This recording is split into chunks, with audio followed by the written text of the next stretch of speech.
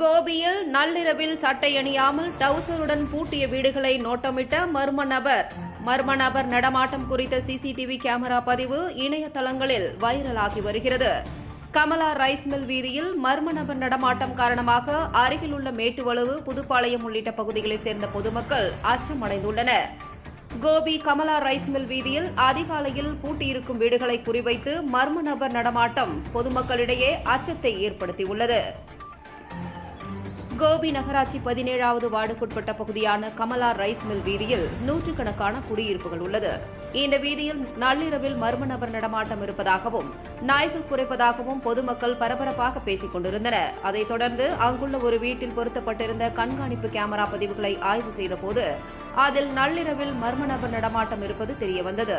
அந்த கேமரா பதிவில் அங்குள்ள ஒரு சிறிய வீதியில் அதிகாலை மர்ம நபர் ஒருவர் சட்டை அணியாமல் வெறும் டவுசருடன் ஒவ்வொரு வீடாக நோட்டமிட்டவாறு பூட்டியுள்ள வீடுகளை கண்காணித்து செல்வது அங்குள்ள ஒரு வீட்டில் பொருத்தப்பட்டிருந்த சிசிடிவி கேமராவில் பதிவாகியுள்ளது.